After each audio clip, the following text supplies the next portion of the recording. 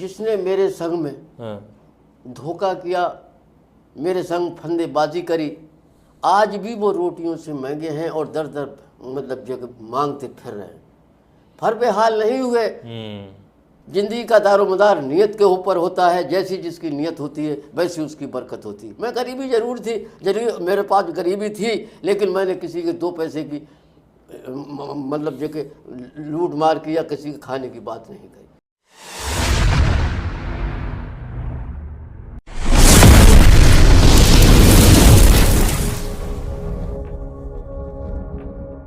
मौज़ज़ सामाईन हज़रात, अस्सलामु अलैकुम वरहमतुल्लाह। उम्मीद है कि आप तमाम लोग खैरियत से होंगे, खुश होंगे, आबाद होंगे। अज़ीमुशान शो पर आप लोगों का एक बार फिर से इस्तकबाल है। आज पॉडकास्ट में जो शामिल हुए हैं वो हमारे वालिद साहब हैं। अपनी 65 साल की ज़िंदगी में किस किस तरीके से मुश्किलात का सामना किया, किस किस सिचुएशन को फेस किया अपनी ज़िंदगी में, और ये मदीना शरीफ गए, वहाँ पर जाकर इनके साथ एक बड़ा हादसा हुआ। बगदाद शरीफ गए, वहाँ पर भी इनके साथ एक बड़ा हादसा हुआ। और इनकी पढ़ाई के ताल्लुक़ से, इनकी पैदाइश के ताल्लुक़ से, और भी इनकी जो ज़िंदगानी है उससे जुड़ी हुई चीज़ों को जानने की कोशिश करेंगे। और इस पॉडकास्ट में आप लोगों को बहुत मज़ा आएगा। तो चलिए बिल्कुल शुरुआत से ही शुरू करते हैं। और आज हमारे वालिद साहब इस पॉडकास्ट में शामिल हुए। तो सबसे पहले तो जो आवाम है, जो देख रही है ऑडियंस, वो ये जानने की कोशिश करेगी कि आप ये बताएं कि आपकी पैदाइश कहाँ हुई और किस दौर में हुई, कौन सी सन वगैरह थी। अस्सलाम वालेकुम। हमारी पैदाइश रायपुर में हुई और सन 1958 में हमारी पैदाइश हुई। 58? हाँ, 50 और 58। 1958 ईस्वी में आज़ाद कब हुआ देश? जी, देश कब आज़ाद हुआ था? देश तो 47 में आज़ाद हो गया। देश तो जब बंटवारा हुआ तो करीब सन 47 में या 48 में मतलब जो कि देश आज़ाद हुआ था। समय के कोई हालात थे उस तरीके के? तो उस वक्त हमारे वालिद साहब ने हमें स्कूल में पढ़ाने के लिए भेजा, तो बहुत गरीबी हाल था। तो उन्होंने रायपुर के स्कूल में हमारा एडमिशन करा दिया, तो वहीं हम पढ़ते रहे। तो उस वक्त इतना था कि ना कोई सवारी के साधन थे और पढ़ाई करने में भी बड़ी परेशानी का सामना आता था। कोई ना साइकिल थी जाने के लिए, ना कुछ भी। तो पढ़ते रहे। पढ़ने कैसे, पैदल जाते थे? हाँ, पैदल जाते रहे। 5वां क्लास रायपुर से पास किया, फिर छठा, 7वां। छठा कहाँ से करा? छठा फिर छठा बड़ापुरा पड़ता था 4-5 किलोमीटर पे, 6 किलोमीटर पे, वहाँ हम जाते रहे। पानी उतर के जाते थे। नाला था, एक नाला उतर के पानी जाते रहे। एक नदी में को निकल? हाँ, नदी में को निकलते थे। एक का हाथ पकड़ के, हम लंबे आदमी को आगे रखते थे, पीछे उसका हाथ पकड़ के, फिर हम पीछे जाते रहे। हाँ। छठा क्लास पास किया, 7वां किया। फिर जब 8वीं में आए तो हमने अपने वालिद साहब से ये कहा कि ऐसा है, हमारे साथ के लोग पीलीभीत एडमिशन कराने के लिए कह रहे हैं, लिहाजा ऐसा हमारा भी आप पीलीभीत एडमिशन करा दीजिए। अच्छा। तो वालिद साहब ने ये कहा कि बेटा, हमारी बहुत स्थिति जो है बहुत नाजुक है, हम आपको साइकिल भी नहीं लेकर दे सकते और ना हम आपका एडमिशन पीलीभीत करा सकते। क्यों कि इसकी वजह से उन्होंने ये कहा कि हमारे पास इतने पैसे नहीं हैं, आप ही बड़ेपुरा ही 8वां क्लास मतलब जो कि निकाल लीजिए। तो मेरे साथ के लोगों ने बहुत कोशिश करी, बहुत तवज्जो करी कि इकराम भाई, आप मेरे क्लास फेलो हैं, आप भी मेरे साथ चलिए, आपकी नॉलेज अच्छी है और आप हमारे साथ चलिए। अब वो अच्छे घर से लोग थे, उनके घर वालों का ज़मीन जायदाद के लोग थे। मैंने अच्छा, आपके साथ का कोई पढ़ा हुआ इंसान किसी नौकरी पर लगा है? हाँ, नौकरी पर लगा हुआ है। आज भी मतलब जो कि मेरे साथ के लोग चल रहे हैं। खाद के उस पे एजेंसी पर लगे हुए हैं, कहीं कहीं लगे हुए हैं। आज वो आते हैं मिलने के लिए भी, लेकिन उस वक्त के जब हालात ऐसे हुए तो मेरे दोस्त ने मुझसे कहा कि ऐसा है कि मैं यहाँ से पीलीभीत जा रहा हूँ, आप भी मेरे साथ पीलीभीत चलिए और वहाँ 8वीं क्लास में आप एडमिशन करा लीजिए, अब बड़ापुरा छोड़ दीजिए। तो मैंने अपने वालिद साहब से कहा, मैंने कहा ऐसा है कि भाई मैं भी, दिल मेरा ये चाहता है कि मेरे सब क्लास के बच्चे जा रहे हैं, मेरा भी आप एडमिशन वहाँ करा दो। तो ये बोले, भाई मेरी इतनी स्थिति नहीं है मैं पीलीभीत आपको भेज सकूं, आप 8वां क्लास ही से निकाल लीजिए। फिर उसके बाद पैदल जाते रहे, बड़ी मुसीबत का सामना करना पड़ा। 6-7 किलोमीटर पैदल जाना, नाला उतरना। वो जब 8वीं क्लास का जब बोर्ड का था, पहले बोर्ड का होता था, तो बोर्ड के में जब पीलीभीत एग्ज़ाम हुआ, एग्ज़ाम होने के बाद तो क्लास में वो 8वीं क्लास में कुछ थोड़ी हुकता की हो गई थी मास्टर साहब से, उन्होंने किसी भी बच्चे को पास नहीं किया। अब 2 नंबर से हम इसमें गणित में गिर गए। अच्छा। तो गणित में गिर जाने के बाद वो पूरा क्लास जो था वो नील हो गया, हम लोग फेल हो गए 8वीं क्लास में। अच्छा, कोई दोस्त किसी का नाम याद है जो हाँ, अभी सरकारी नौकरी? हाँ, सरकारी नौकरी पे शाहिद हैं। कहाँ है शायद? शाहिद हैं, और वो मतलब जो कि वहाँ थे जहाँ से यूरिया खाद बनती है, वहाँ आज भी हैं वो? हाँ, आज भी हैं वो लगे हुए। खाद आती है यूरिया जो खेती में डाली जाती है। तो कुल मिला के पढ़ाई कितने क्लास तक चली आपकी? हमारी फिर 8वीं क्लास में जब फेल हो गए हम, तो थोड़ा सा हमारा मन मुटाव जो था वैसा हो गया कि हम जब नीचे गिर गए। अब आगे जाने के बाद बात नहीं हो पाई, तो हमने वाले साहब से कहा, हमने कहा हमारा ऐसा है, फेल हो गए हैं, आप फिर से करा दीजिए। तो उन्होंने कहा कि ऐसी नहीं है। फिर हम 8वीं क्लास फेल हो जाने के बाद में हम बैठ गए। अच्छा, उसके आगे पढ़ाई नहीं फिर करी? उसके पढ़ाई हमने नहीं करी। उसके बाद हम चलते रहे। अब कमज़ोरी हालत थी, उसमें अब्बा के पास पैसे नहीं थे, फीस भी जमा करने के लिए पैसे नहीं होते थे, बड़ी जारी परेशानी होती थी, रोटी भी मुश्किल से मिलती थी। मगर हिम्मत नहीं हारी, चलते रहे। फिर उसके बाद में हमने भी हिम्मत तोड़ दी कि अब हम क्या करें, हम यहाँ से जाएं पीलीभीत तो हम पैदल कैसे पहुँच। अच्छा, जब पढ़ाई छोड़ दी उसके बाद क्या करा? फिर उसके बाद हमने ये करा कि मेहनत मजदूरी करना शुरू कर दी। अच्छा, राजमिस्त्रियों के साथ चलते रहे, किसी और के साथ चलते रहे, दिहाड़ी पे चलते रहे, अपना वक्त काटते रहे, अपने वक्त को गुजारते रहे। बहुत महंगाई का टाइम बढ़ता चला गया, और हमारे पास ज़्यादा ज़मीन भी नहीं थी हमारे वालिद के पास। ऐसी 5-6 बीघी ज़मीन थी, वो उसमें कुछ गुजारा नहीं हो पाता था, कुछ अच्छा खाने को भी नहीं मिलता था। लेकिन वो चलते रहे, चलते फिर वो आखिर ये हुआ कि जब हमने वो पढ़ाई छोड़ दी, फिर उसके बाद में हम मेहनत मजदूरी करने लगे। रुपए तो आपके अब्बा ने आपको घर से क्यों निकाला था? फिर हमारे अब्बा ने घर से यूँ कि वो फिर ऐसा हुआ कि शादी की हमारी शादी उन्होंने तय कर दी। शादी हो जाने के बाद में हमने वाले साहब से ये कहा कि ऐसा है कि हमें किसी काम पे अच्छी जगह पे आप लगा दो, थोड़ा पैसा खर्च करने के बाद में हम थोड़े बहुत पढ़े लिखे हुए भी हैं, हमसे मजदूरी बहुत करनी पड़ती, पैसा कुछ मिलता नहीं इसमें। तो ये बोले ऐसा है, अगर मेरे पास पैसे नहीं हैं। तो उसके बाद में फिर हम और लोगों के साथ 4 रुपए की, 3 रुपए की, 5 रुपए की मजदूरी पे जाते रहे, काम करते रहे। उस टाइम पे 5 रुपए की मजदूरी होती थी? हाँ, 5 की, 4 की दिहाड़ी थी, दिहाड़ी 4 रुपए की? 4 रुपए की दिहाड़ी? हाँ, 4 रुपए की दिहाड़ी थी, वो काम करा। फिर उसके बाद में अब फिर जब हमारे बच्चे हुए तो अब उनको भी पढ़ाने के लिए उनको भी भेजते रहे। अब्बा ने घर से क्यों निकाला? अब्बा ने घर से यूँ निकाला इसकी वजह के पीछे कि वो थोड़े मतलब जो कि जुबान के उतार थे। तो हमने उनसे ये कहा कि आप गाली वगैरह मत बका करे करो, और मतलब ये तो अब्बा हमारे ये बोले, कुछ थोड़ी सी तकरार मतलब जो कि माल वगैरह के पास हो गई थी। तो उन्होंने, भाइयों ने उनका साथ देने के बाद में ये बोले कि उन्होंने गुस्सा खा के हमें घर से निकाल दिया।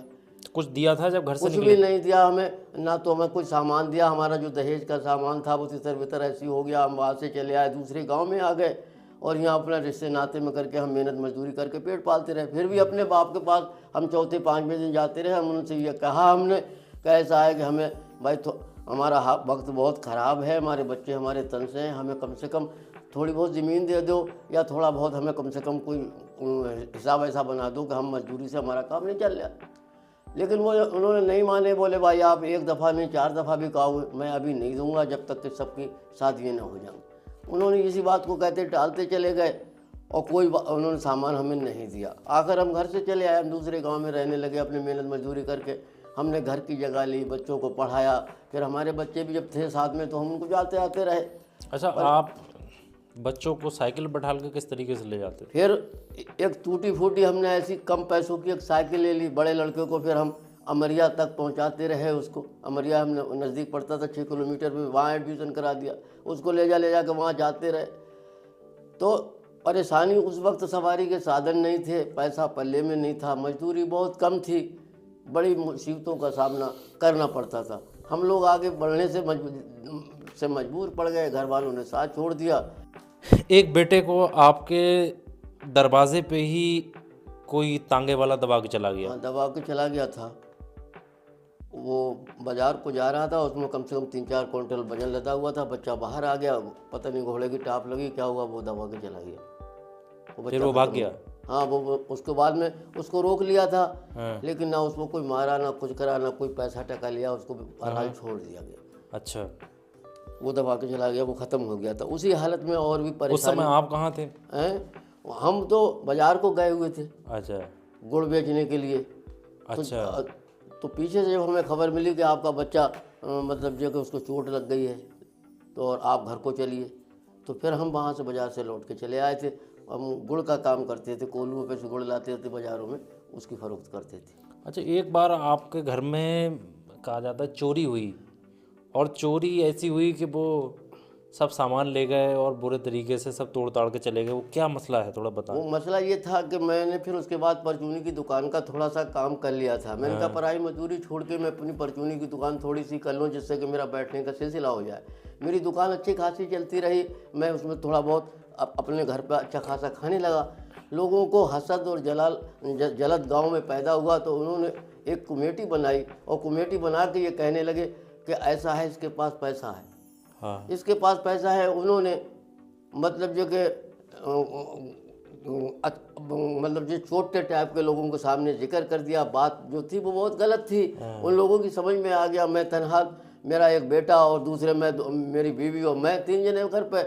उन्होंने जो कर दिया कि इनके घर पैसा है, इन्होंने धान बेचा, इनके पास पैसा होगा। वो छोटे जो थे उन्होंने उसकी बात पे अमल करके वो रात में किबाड़े तोड़ के घुस गए। और किबाड़े तोड़ने के बाद में, घुसने के बाद में, किसी के पास तलवार थी, किसी के पास तमंचा था, किसी का कुछ था। मैंने आज तक डकैती नहीं देखी थी, मैंने तो नाम ही सुना था। अब उन्होंने मारा मारी चालू कर दी। तो मैंने उनसे ये कहा कि आप मारो ना, मेरे पास पैसा नहीं है। वो कहते थे आप पैसा दीजिए। किसी ने ये कहा था कि 50,000 रुपये, जिन्हें कितने का धान बेचा, जिन्हें गेहूँ बेचा है, इन्होंने दुकान का लिया, जिनके पास पैसा होगा। तो उन्होंने मारा मारे करने लगे। मैं उनसे कहा भाई देखो मारो मत, अगर मेरी दुकान है जिससे अपना रोजी रोटी का जरिया पैदा करता हूँ, तो आप मेरी दुकान चाहे सारी बात ले जाए, लेकिन मत मारो। लेकिन वो माना नहीं। कभी वो औजार जो था, कभी इधर बगल से मतलब जो कि लगा देता था, कभी इधर लगा देता, जो पौनिया जो टाइप की थी। उसके बाद में सामने नहीं आता था। और उसने क्या करा कि आखिरी वक्त में बोले वो मुझे पैसा चाहिए। मैंने कहा मेरे पास पैसा नहीं है, मेरा जो रोज़गार है परचूनी की दुकान है, सामान भी साहब ले जाओ, लेकिन मारे मत। उन्हें मारने के बाद में मारने लगा, मारते अब ये हमारे घर में ये बोली कि ये छोड़ेगा नहीं, ये मार देगा जान से। क्योंकि एक के बाद तलवार थी। फिर वो हमारा जो बच्चा बराबर में लेटा हुआ था, वो उसके गले पे रख दी उसने, धमकाने के चक्कर में कि ये अब बताए। तो जब उन्होंने तलवार उसके ऊपर रख दी, तो मैंने कहा भाई ऐसा है, देख मेरे बच्चे से मत बोलना, चाहे मुझे तो तू जान से मार दे, लेकिन बच्चे से मेरे मत बोलना। क्यों कि मेरे बच्चे से ने क्या बिगाड़ा है। तो उसके बाद मैं धमकाता था कि ये अब भी बताएं, अभी जब मेरे पास था नहीं तो मैं क्या बताता। उसके बाद उसने क्या करा, खिसिया के मतलब जी कि बाद में मेरे पौनियाँ एक मारी, हाथ पीछे बांध दिए थे, और वो पौनियाँ मेरे सर में लगी, तो मेरे सर से खून जारी हो गई। जब जारी हो गया तो फिर पता चलते चलते गांव में मालूम हो गया कि उनके घर में आदमी घुस गए हैं। तो मेरे रिश्तेदारी थे पीछे, 2 घरों के पीछे, उनके पास लाइसेंस भी था। जब सोता हुआ आदमी देर में उठता है, जब उन्होंने उठ के जब फायर खोला तो वो लोग निकले। तो पीछे से मैं भी जब गया, जब मेरी तरफ आया, उन्हें पता चला तुम्हारे बहनों के यहाँ आदमी घुस गए। तो उसके बाद में मैं पीछे पीछे भागा। जब उधर से आए तो उन्होंने मेरे हाथ का दुपट्टा खोला। उन्होंने अरे इसकी तो पूरी साइड खून में तरबदर है।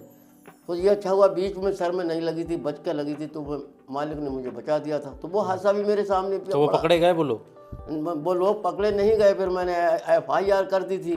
तो उनमें मतलब ये कि प्रधान वगैरह और लोग लग गए, बोले इनके काम नहीं है जी जिनको आपने लिखाई है, ये इनका काम। वो उनसे प्रधान से मिल गए और कहने लगे कि ऐसा है, हम गरीब आदमी हैं, हमारी सज़ा हो जाएगी, हमारी ये हो जाएगी। बहरहाल प्रधान जी आप हमें छुटवा दीजिए। तो वो प्रधान जी बीच में पड़ जाने के बाद में हमारा भी गरीबी मामला था। तो मुझे कहने लगे कि राम भाई जो भी बात हुई हमारा कहना मान लो, ये बेचारा जो है इसकी सज़ा हो जाएगी, इसकी ये हो जाएगी, आप हमारे कहने से छोड़ दीजिए। अच्छा, आप मक्का मदीना गए उम्रा करने के लिए, जी, अल्लाह के रसूल के रोज़े की ज़ियारत करने के लिए, अल्लाह के घर की ज़ियारत करने गए। तो कुछ दलाल ऐसे थे जो भेजने वाले, यहाँ से इंडिया से हज उम्रा कराते हैं, दलाल लोग होते हैं। हाँ लेके जाते हैं। कुछ गड़बड़ इसमें होते हैं। तो ऐसा क्या मुश्किल आई थी जो आपको एयरपोर्ट के अंदर पकड़ लिया गया था और वहाँ पर आपको जेल कराने की कोशिश की जा रही थी? उस एजेंट ने ये किया था कि वो वहाँ के लोगों से, होटल वालों से मिला हुआ था। हाँ। चलते वक्त वो कुछ आसार ऐसे पैदा कर देता था कि औरतों को कुछ सामान पकड़ा देता था। हाँ। तो हम और हमारे घर में जब गई हुई थी तो उन्होंने मुझसे तो कोई बात नहीं करी, और वो खामोशी से एजेंट ने उनको मतलब एक हार के बतौर में तोहफे के, औरत का दिमाग तो औरत लायक होता है, उसने हमसे भी जिक्र नहीं करा और वो चीज़ पकड़ ली। वो ये समझती रही कि ये तोहफे में दे रहा है या गिफ्ट में दे रहा है, तो गिफ्ट में वो कोई बाप तो था नहीं हमारा। उसके बाद में उन्होंने जब गिफ्ट में दे दिया, उन्होंने कहा और उसको ये कह दिया ये दिल्ली हमारा आदमी खड़ा होगा, ये एयरपोर्ट पे ले लेगा। अच्छा। तो इन्होंने हमको भी नहीं बताया, दो औरतों को वो मतलब जो कि दो चीज़ें थमा दी और क्या ये अपने कमीज के अंदर कर लो और वहाँ इस तरीके का हमारा आदमी होगा और हम वो ले लेगा, लेकिन इनको पकड़ना नहीं चाहिए। जब हम एयरपोर्ट में जब आए हैं और जब हम अपना सामान अपनी ठेली पे लाद रहे थे चैन पे से, तो उसके बाद में मशीन बोल जाती। अब मशीन जब बोल जाती तो बोले भाई किसी के पास सोना है, सोना है, सोना। तो पूरा स्टाफ जो था वो भगदड़ मच गई। हमारी ठेली पीछे थी, हमारे पास तो कुछ था नहीं, लेकिन हमारे घर में जो उन्हें जो पकड़ाई सी चीज़ उन्होंने हमसे भी छुपाई। एजेंट ने कुछ पैसे लेके लालच से वो उनके हाथ में थमा दी थी। अब जब वो मशीन बोली तो वो सब लोग भागने लगे, सब बोले भाई नक्खाबंदी करो और उसके बाद में किसी के पास सोना है। जब वो पता चला कि हाँ वो एक चैन जो थी वो हमारे घर में उनको पकड़ा थमा दी थी, तो उन्होंने कहा हाँ हमारे पास है। तो वो उसी एजेंट ने मतलब ये कि लालच लेके हमको अच्छा, एक और पकड़ाई थी। हाँ एक और पकड़ाई थी। तो वो आगे निकल गई, वो बहुत चालाक थी, हम लोग जो थे पीछे फंस गए। फिर वो हम रूम में बैठ गए अच्छा, और मैं रूम में इसको पुलिस साफ वाले करना हमें चाहता पकड़ लिया। हूँ जी। यहाँ से इंडिया से भेजने वाले कुछ ये दलाल होते हैं गद्दार किस्म के, ये तस्करी का काम करते हैं। तस्करी से मिसाल ये है कि ये सोने की तस्करी करते हैं, जी हाँ, नशे की तस्करी करते हैं, यहाँ से नशा भेजते हैं। कुछ गगन होते हैं, तंबाकू होती हैं, यहाँ से भेजते हैं। कुछ उधर से सोना इधर को लेकर के आते हैं, कुछ बोल देते हैं कि तोहफा है, एक तुम्हारा एक वहाँ दे देना, इस तरीके से। तो ये सीधे साधे जो लोग होते हैं विदेश में जाते हैं तो उनको इस तरीके से वो लोग ले लेते हैं। तो बहुत क्योंकि जब इंडिया का आदमी और बुज़ुर्ग होते हैं ज़्यादातर उधर जो जाते हैं, तो इन लोगों को ये इस तरीके से टारगेट कर लेते हैं और कहीं ना कहीं ये तस्करी का फिर शिकार बनाते हैं और फिर पकड़ जाते हैं एयरपोर्ट के अंदर। तो ये जो दलाल होते हैं तो साफ बच जाते हैं। तो ये तस्करी में जो इसी तरीके के साथ इनके साथ जो है एक मामला पेश आया था, तो बामुश्किल इनको एयरपोर्ट से बाहर निकाला गया था। 4-5 घंटे रखा था। हाँ, 4-5 घंटे तक एयरपोर्ट के अंदर रखा था। अच्छा, मेरा एक सवाल और है कि आप अभी बगदाद शरीफ गए, वलियों के सरदार गौसे पाक की जो है हाज़िरी, शेख अब्दुल कादिर जिलानी बगदाद शरीफ वाले, हाँ, गौसे पाक के दरगाह मुबारक की ज़ियारत के लिए आप गए, करबला की ज़ियारत के लिए आप गए, और भी तमाम कूफा जो चीज़ें हैं वहाँ पे उनकी ज़ियारत के लिए आप गए। आप जैसे ही घर से निकलते हैं और मालूम ये लगता है 3 से 4 दिन के बाद एक ख़बर आती है कि आप वहाँ पर बुरे तरीके से फंस चुके हैं और वहाँ के एयरपोर्ट बंद हो गए हैं और वहाँ पर मिसाइलें गिर रही हैं। अभी जो इसराइल की और जो इसमें ईरान की जो लड़ाई चल रही थी, ईरान की और इसराइल की जो लड़ाई चल रही थी, इसमें आप फंस गए वहाँ पे। तो किस तरीके से आप वहाँ पर, कैसा माहौल था, कैसे इसको हैंडल करा वो? हेड जी जब एयरपोर्ट बंद कर दिए गए थे ना, तो पता ये निकाला किस रास्ते से हम निकले। तो उन्होंने ये बताया कि सिर्फ 2 ही रास्ते खुले हुए हैं। अच्छा, आप जॉर्डन होके और बॉम्बे होके जा सकते हो। तो जॉर्डन के एयरपोर्ट से जा सकते हो? हाँ, जॉर्डन वाले एयरपोर्ट से दम्माम से होके आप पहुँचो। अच्छा, तो बात सुनो कि ये जो जॉर्डन का जो एयरपोर्ट था, आप जहाँ पर थे उससे कितना दूर था लगभग? जॉर्डन एक दूसरा मुल्क है? जॉर्डन दूसरा मुल्क है जिसमें कि हम सवारी से गए थे। और क्या सवारी आपने ली? वहीं से मतलब जो कि टैक्सी करी थी। और कितना सफ़र था? सफ़र टैक्सी से कितना सफ़र? कम से कम 500 किलोमीटर का, 600 किलोमीटर का सफ़र था। अच्छा। 500-600 किलोमीटर का सफ़र करके उसने जॉर्डन हमको उतार दिया। जॉर्डन के बाद में फिर हमको जाना था दम्माम एयरपोर्ट पे। तो वहाँ से दम्माम 35 किलोमीटर की दूरी और थी, तो वहाँ से दूसरी गाड़ी पकड़ी। अच्छा, जॉर्डन से उसने छोड़ दिया, होटल पे गाड़ी खड़ी कर दी। जॉर्डन से भी हमने पूछा कितना अभी। अच्छा, ये बताइए वहाँ के जो आप इंडिया से वहाँ गए, आप यहाँ की मज़ारें देख रहे हैं, यहाँ मुजाबिर बैठे हैं, फूल हैं, चादरें हैं और मांगने वाले भिखारी बैठे हुए हैं। अच्छा, यहाँ का जैसा माहौल है जैसे यहाँ पे पेशी पड़ रही हैं, कोई चीख रहा है, कोई औरतें? वहाँ ऐसा नहीं है। ऐसा नहीं है? ऐसा नहीं है, बिल्कुल अलग है माहौल। बिल्कुल अलग हाल है।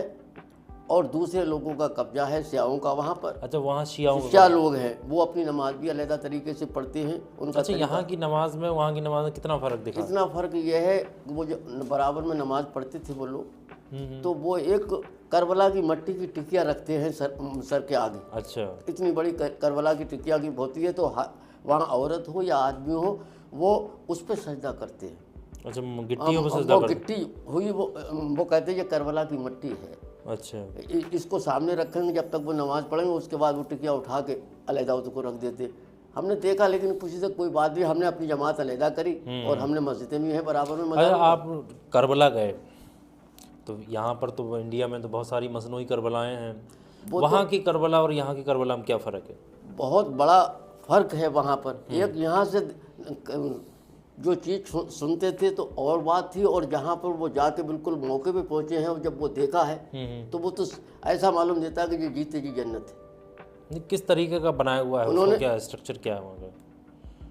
जब कूफे में भी गए हम, कूफे में पहुँचे थे, जहाँ के सरकार को नमाज पढ़ते हुए से धोखे से बुलाया गया था। अच्छा, कूफे में सरकार को धोखे से बुलाया गया था समझौता करने के लिए, लेकिन वो लड़ाई लड़ने नहीं गए थे, धोखे से उन्हें बुलाया गया था, जिनका मुसल्ला खींच के और उनका सर कलम करा गया था। वो जगह भी दिखाई थी, खेमे भी थे वहाँ पर लगे हुए, उन्होंने खेमे लगाए थे वहाँ पर। उसके बाद में मौला अली को मतलब जो करा हुआ था। 2 बच्चे थे, इब्राहिम और वो, तो वो बच्चे बच गए थे, वो प्यासे थे, वो किसी पड़ोस वाले ने उनको रख लिया था, तो उन्होंने ये कहा था किसी सूरत से ये इनके बच्चों को कत्ल ना किया जाए। लेकिन उस पड़ोसी जब उनको पता चला कि अभी इनकी आल के 2 बच्चे भी रह गए, तो उन्होंने बच्चों को जब जबरन तरीके में पता निकाल कर उनको भी ले लिया, उनके फ़ोटो लगे हुए हैं वहाँ पर, और उन्होंने कहा भाई हमको छोड़ दो, हम बेवतन हैं। लेकिन यजीदियों ने छुपाने वाले को भी नहीं बख्शा और उन दोनों के छोटे बड़े भाई को भी नहीं बख्शा। वो आज फोटो उसको वहाँ पर करबला की वहीं पर लगे हुए हैं। अच्छा, यजीद का घर भी है वहाँ पे? हाँ, तो यजीदियों ने जुल्म बहुत काफ़ी करा वहाँ। यजीद का क्या है वहाँ पे अभी यजीद का क्या है वहाँ पे, पहचान अब तो क्या है? यजीद का नामो निशान नहीं है। और अब तो मतलब जो कि उन्होंने दरगाहों को मिटाने की कोशिश करी, लेकिन अल्लाह वाले जो हैं वो हयात हैं, जिंदा हैं, और वो रिस्क पाते हैं। वो हयात हैं, उनका बाल बाका आज भी नहीं हुआ। पूरा शहर तबाह हो गया है गोलियों से, लेकिन आज भी सब फिर चमकीला शहर फिर बन गया हो। अच्छा, हाँ, और बहुत खूबसूरत जगह है। बगदाद में तो इतनी है, 15 दिन का टूर हो जब भी पूरा नहीं कर पाओगे।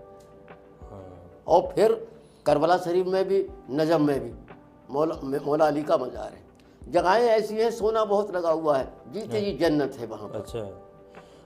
अच्छा जी, मदारबाजी का सिस्टम वहाँ वैसे है, वैसे जो जैसे इंडिया में कहीं ना, इंडिया में ऐसा नहीं है। जैसे यहाँ फ़कीर फुकरा अजमेर जाते हैं और चारों तरफ से लूटा खूंदी की बात होती है, इतने यहाँ तो उतने, या वहाँ इस तरह की कोई पैसे नहीं। जैसे यहाँ पर जगह जगह मज़ारें बनाई हुई हैं ऐसी, ना कोई मुजाहिर वहाँ बैठ का रहे तो हैं। खूबसूरत ये नज़ारा ये है कि वहाँ पर जो भी जाएगा सिर्फ जाली को हाथ लगा सकता है। चांदी की जाली है, सोने का खूमल चढ़ा हुआ है, इसके बाद में ऊपर मेहराबें लगी हुई हैं, तमाम सब बातें हैं। उसमें सिर्फ इतना हाथ लगा के चुमकार सकता है। और उसके बाद में इतना आगे इन्होंने चुमकारा, वो आगे निकल गए तो दूसरा आदमी आ गया, भीड़ भाड़ काफ़ी होती है। ये मसला है वहाँ। हाँ, वहाँ का। फिर मस्जिदें भी हैं, अगर नमाज का टाइम है तो नमाज पढ़ते हैं बराबर, मज़ारों के बराबर। तो वहाँ अच्छा लगा आपको? बहुत बढ़िया लगा, लेकिन हालात ये लड़ाई वाले जब मालूम हुए ना, तो दिल में एकदम अचानक एक खौफ पैदा हो गया कि कहीं ऐसा ना हो कि यहाँ भी मतलब जो कि इराक में भी ये मतलब जो कि छोड़ दें और हम लोग जो हैं घर भी ना पहुँच पाएँ। तो फिर ये इरादा बनाया, फिर कोई भी तरीके का हो, कोई भी रास्ता हो, निकलने की कोशिश करी है। तो हम जो 8वां दिन था, तो हमारे साथ में जो दूसरे थे वो बोले भाई ज़िंदगी है तो सब कुछ है, आगे तुझे तो पता नहीं होगा, मौत अगर यहाँ भी आ जाएगी तब भी कोई बात नहीं, लेकिन इकराम भाई आप भी तैयार हो जाओ और हमारे साथ निकल चलो, और जॉर्डन होके और दमाम एयरपोर्ट से बॉम्बे होके दिल्ली निकल चलो। हम उसी रास्ते से फिर आए। अच्छा, दोनों जगह गए, दोनों जगह कहीं ना कहीं हाँ, प्रॉब्लम आई है। हमें परेशानी का बात शुरू से लेके, पढ़ाई से लेके, और आखिर में जरा हम समझदार हुए तो जब भी हमें परेशानी ही हर मामला चीज़ हुआ। में परेशानी आई है। हाँ, उम्रा करने गए तब भी हमें जेल में फंसाने का सामान करे गए, और बगदाद शरीफ गए तो वहाँ लड़ाई की विपता पैदा हो गई। तो बड़ा कुछ कुदरत के निजाम एक ऐसे थे कि हमको अड़चने पड़ती ही चली गई, लेकिन अड़चन उनका बुलावा था, उन्होंने हमें बुलाया था, उन्हीं ने रास्ता निकाल दिया और उन्हीं ने हमें पहुँचा दिया। हमारे बस की बात नहीं थी जो हम यहाँ आ पाते। हमने तो आज छोड़ ही दिया, हमने कि अब तो हम करबला में ही रह जाए। अच्छा, आपकी ज़िंदगी तकरीबन उम्र का अभी हिसाब लगाएं तो 65 साल। हाँ, 65-66 की 65 एज है।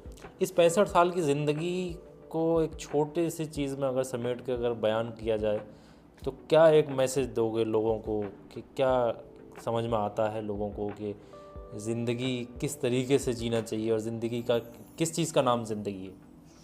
शुरू में परेशानी का बायस ज़्यादा उठाना पड़ा। उस वक्त जो था पैसे की कमी थी, परेशानियां ज़्यादा होती थी, सवारी के साधन नहीं थे, पढ़ने के लिए फीस भी घर वालों को दे नहीं मिलती थी, रोटी भी एक वक्त मिल जाती थी तो एक वक्त नहीं मिलती थी, 2 रुपए की मजदूरी थी, वक्त का काटना करना पड़ता था। वो टाइम ऐसा निकाला है। किसी का गन्ना छीलने जाते थे तो 12 आने पे 8 आने पे क्विंटल पे गन्ना छीलते थे, जो आज 60, 70, 80 रुपए क्विंटल। मतलब पहले जो अब 1960 है, ये डेट ऑफ जन्म तिथि, डेट ऑफ बर्थ रही, उस टाइम में और इस टाइम में क्या फ़र्क आपको नज़र आता है? उस टाइम के लोगों में और सब चीज़ों में, और आज को जो देखा जाए माहौल को? उस वक्त के माहौल में और अब के माहौल में ज़मीन आसमान का फ़र्क है। अब तो बहुत लोग आगे बढ़ चुके और हर चीज़ जो है वो बहुत तूल पे बढ़ चुकी है। पहले की परेशानी ज़्यादा थी, सवारी के साधन नहीं थे, स्कूल दूर पे थे, पैसे की व्यवस्था नहीं थी, कहाँ से पैसा लाए, अगर शौक भी हो रहा है हम पढ़ें तो कहाँ से पढ़ें। नहीं, आजकल तो बड़ा बेईमानी और लूट मार और ये सब चीज़ें फैली हुई हैं, है ना? तो पहले भी ऐसा था ना, पहले ऐसा नहीं था, पहले ऐसा नहीं था, लेकिन पैसे की कमी की वजह से 5वीं क्लास के भी मास्टर बनकर और पढ़ाया करते थे। 5वीं क्लास वालों ने भी स्कूल में ज्वाइनिंग की है, लेकिन क्या करें, 8वीं क्लास में फेल हो गए थे, कुछ किस्मत में साथ नहीं दिया। आपकी नौकरी भी लग रही थी? हाँ, नौकरी भी लग रही थी, डाकखाने में नौकरी भी की, एक दफ़ा ज्वाइन लगाई। वहाँ भी किसी ने दलाली मांगी थी? उसने भी दलाली हमसे 1000 रुपये की मांगी और 150 रुपये की तनख्वाह थी हमारी। उस समय आपके पास 1000 रुपये नहीं थे? 1000 रुपये देने के बाद नहीं थे, 150 तो उस समय के 1000 रुपये और आज के टाइम कितना रुपए लगभग बैठते होंगे? वो 1000 रुपये और आज? उस वक्त का 1000 तो अब का मेरे अंदाज में तो 10 लाख बैठेगा। अच्छा, वो वैल्यू थी 1000? 10 लाख बैठेगा उस वक्त का 1000। तो उस टाइम पर उन्हें 1000 रुपये की 1000 मांगे थे कि आप अपनी 15 दिन मुझे लगा के 75 रुपये दे के निकाल दिया था। निकाल दिया? हाँ, निकाल दिया। पोस्ट मास्टर, मैं पोस्टमैन था, मुझे रखा 150 रुपये में, बोले 7 गाँव में आपको डाक बांटना पड़ेगी और अमरिया डाक ले जाना पड़ेगी, 5 रुपये के आपको पैसे पड़ेगी। आप इतनी ज़िंदगी 65 साल 66 साल लगभग, हाँ 65, बहुत सारे उतार चढ़ाव आए ज़िंदगी में, बहुत तरीके के लोग आए, बहुत सिचुएशनें बदली, बहुत सारे हालात देखे आपने, रंग बिरंगे लोग मिले, कोई दलाल, कोई लूट करने वाला, कोई चोर, कोई डकैत, हर तरीके का। तो जितने लोगों से पाला पड़ा ज़िंदगी में, तो कोई जिसने आपके साथ गद्दारी करी हो, किसी ने हक तलफी करी हो, या किसी ने लूटमार करी हो, या किसी भी तरीके से नाहक सताया हो, वो आज भी इस ज़मीन पर घूम रहा होगा, तो वो कहीं आपको लगता है कि वो आगे बढ़ा अपनी ज़िंदगी में? जिसने मेरे संग में धोखा किया, मेरे संग फंदेबाजी करी, आज भी वो रोटियों से महंगे हैं और दर दर मतलब जगह मांगते फिर रहे हैं। फर पे हाल नहीं हुए। जिंदगी का दारोमदार नियत के ऊपर होता है, जैसी जिसकी नियत होती है वैसी उसकी बरकत होती है। मैं गरीबी जरूर थी, जरूर मेरे पास गरीबी थी, लेकिन मैंने किसी के 2 पैसे की मतलब जगह लूट मार की या किसी के खाने की बात नहीं कही। अच्छा। अगर मैं फाके से भी रहा तो ईमानदारी पर रहा। किसी ने अगर मुझसे सौदा भी मंगाया तो मैं 10 रुपये दिए, 2 की अगर सौदा मंगाई तो 8 रुपये उसको वापस ला के दे दिए। अच्छा, जिसने भी सताया वो आज भी ऐसी ही खाने खराब है, आज भी खाने खराब है। अच्छा। तो इंसान की ज़िंदगी का दारोमदार नियत के ऊपर होता है, जैसी उसकी नियत होती है वैसी उसकी बरकत होती है। आज अल्लाह ने इस काबिल कर दिया कि दाल रोटी हम आराम से चैन से खा रहे हैं। बच्चों का गुजार, बच्चे हमारे समझदार हो गए, बच्चे हमारे करने लगे। अब हमारे हाथ पांव ढीले हो गए जब जितना हमसे हाथ पांव चला। अच्छा, ज़िंदगी में किसी का धन्यवाद करना चाहोगे, किसी का थैंक यू करना चाहोगे, शुक्रिया, किसी ने कहीं पर कोई एक ऐसा इंसान जिसने मदद करी हो ज़िंदगी में और सबसे ज़्यादा मदद करी हो आपकी? मदद की बात तो सिर्फ इतनी थी कि जिस गांव से मैं दूसरे गांव में आया था और मेरे वालिद ने मेरा सामान फेंक दिया था, तो मैं परेशान होके, लोग मुझे मेरा सामान रखने के लिए गांव में भी राजी नहीं थे। तो मैं अपने परेशानी हालत में आके दूसरे गांव में आया था एक रिश्तेदारी की वजह से, जिसमें कि मैं आज बैठा हुआ हूँ। इसमें मेरे एक खलिया ससुर थे, मैंने उनसे कहा कि मैं बहुत परेशान। क्या नाम था उनका? अनवार हुसैन। अनवार हुसैन मेरे खलिया ससुर थे। मैंने उनसे कहा, बोले कैसे आए? तो मैंने उनसे ये कहा, मैं बहुत परेशान हूँ, मुझ में इतने पैसे नहीं, मैं किराए के लिए भी घर लूँ, मेरे वालिद ने सामान मेरा फेंक दिया है, आप इतना कर लीजिए कि आप मुझे घर पे थोड़े दिन आप टिका लीजिए। बोले जब मैंने उनको मजबूरी बताई तो उन्होंने, वो आंखों में आंसू भर लाए। बोले अरे जब तुम ऐसी बात कर रहे हो, दामाद हो, तो मैं डल्लब भेज रहा हूँ। और डल्लब भेजने के बाद उन्होंने मेरा सामान मंगाया, और सामान मंगाने के बाद बोले मेरे घर पे रहो, जब तक तुम्हारा घर कहीं ना बसे तब तक तुम मेरे घर पे रहो। दिल दिलासा दिया, बाप से ज़्यादा उन्होंने मेरी मदद की। उसके बाद मुझसे बोले जब रोटी का टाइम आया कि भाई इकराम खाना खा लो, तो मैंने उनसे ये कहा, मैंने कहा, मैं भी ससुर मेरे मानता था, ससुर थे खलिया मेरे, तो मैंने उनसे ये कहा कि मैं खाना नहीं खाऊंगा। बोले वो क्यों? बोले भाई देखो ऐसा है, जब मैंने आपको घर पे रखा है तो आपको खाना मेरा खाना पड़ेगा जब तक आपका घर मड़िया। अच्छा, उन्होंने खाना वाना सब खिलाया उसके? हाँ, खूब खिलाया, और उन्हीं ने मुझे सबसे ज़्यादा मदद भी करी। मैं फिर मैंने इसी गांव में जगह भी ले ली, उन्हीं ने दिलवाई? हाँ, उन्हीं ने अपने मारो, पैसा मैंने दिया, बहरहाल उन्होंने मदद उन्होंने करवा के जगह दिलवाई। अच्छा, सबसे मुश्किल वक्त वही हाँ, था? मुश्किल वक्त में उन्होंने 2-3 महीने, मुझे 4 महीने घर पे रखा, और 4 महीने में मुझे 1 रुपए का उन्होंने नमक भी मोल नहीं लेने दिया। आज उन्हें याद करते हो? हाँ, आज उन्हें याद करते। वो उनके बच्चे हैं, वो तो ख़त्म हो गए। अच्छा, तो उन्होंने मेरे संग में नेकी की, कैसे याद करते हो उन्हें? कैसे याद करते हो? हम तो उनको जब नमाज भी पढ़ते हैं या जब दुआ जब मांगते हैं तो उनसे भी कहते हैं कि उन्होंने हमारे हक में जो हमें जगह दिलवाई, उनका लाख लाख बार शुक्राना अदा, अल्लाह ताला उनके भी बच्चों को रोजी रोटी में या फाता फरमाए। कब्र पर जाते हो? हाँ, कब्र भी जाते हैं, अपने और रिश्तेदारों को भी फाता देते हैं, उनकी तरफ भी। कब्रस्तान में तो जब एक जगह पहुँच गए तो सभी को हो गया एहसाले सवाब। जो चीज़ हमें याद होती है वो हम पढ़ते हैं, उसके बाद एहसाले सवाब करके हम आते हैं। अच्छा, आप शेर शायरी भी बहुत करते हो, लोगों में बैठ के खबरें मिलती हैं कि बहुत शेर शायरी करते हैं, तो जब अच्छा नहीं लगता था, तन्हाई में बैठे हुए होते थे, दिल परेशान होता था, तो जब हमारे यार दोस्त बैठ जाते थे तो अपना दिल बहलाने के लिए कोई ना कोई बात छेड़ने के बाद में अपना टाइम पास ही करते थे। अच्छा, कुछ याद ताज़ा हो जाएंगे, ज़रा 1-2 शेर हो जाएं कहीं से, कुछ 1-2 शेर सुना दें ज़रा लोगों को, इससे यादें ताज़ा होंगी। माँ बाप जैसी नेमत को रखना संभाल के, रखना संभाल के, माँ बाप जैसी नेमत को रखना संभाल के, रखना संभाल के। लालच में मालो जर की ना झड़को तुम माँ बाप को, झड़को न तुम माँ बाप को। है माँ के देखो कदमों में जन्नत रसूल की, जन्नत रसूल की। माँ बाप जैसी नेमत को रखना संभाल के, रखना संभाल के। और मांगोगे जो दुआएं तो हो जाएंगी कबूल, हो जाएंगी कबूल।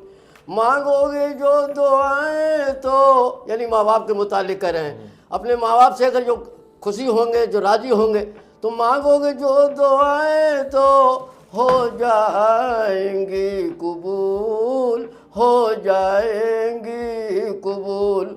और माँ दे देगी पितर को कलेजा निकाल के, कलेजा निकाल के। माँ बाप जैसी नेमत को रखना संभाल के, रखना संभाल के। चलिए, बहुत शुक्रिया। तो अजीज़ों, ये थे हमारे वालिद साहब जिनके साथ हमने एक लंबी गुफ्तगू की, एक लंबा पॉडकास्ट किया, इनकी ज़िंदगी के हर अहम पहलू पर नज़र डालने की कोशिश की। तो ज़िंदगी में सबसे ज़रूरी चीज़ है कि भरोसा रखें, सब्र करें, ना सब्रे ना बने, और साथ साथ ये भी है कि नीयत को ख़राब नहीं करना है, चाहे हालात कैसे भी, और हाल में अल्लाह का शुक्र करना है। बिल्कुल। तो बहुत कुछ सीखने को मिला इस पॉडकास्ट के ज़रिए से हमको, और आपको भी बहुत कुछ सीखने को मिला होगा। तो आपको सबसे बेस्ट पार्ट कौन सा लगा, आप कमेंट के माध्यम से बताइएगा। लाइक शेयर करिएगा, चैनल को सब्सक्राइब कर लीजिएगा। अपना और अपने परिवार का बहुत सारा ख्याल रखिएगा। अस्सलामु अलैकुम वरहमतुल्लाह।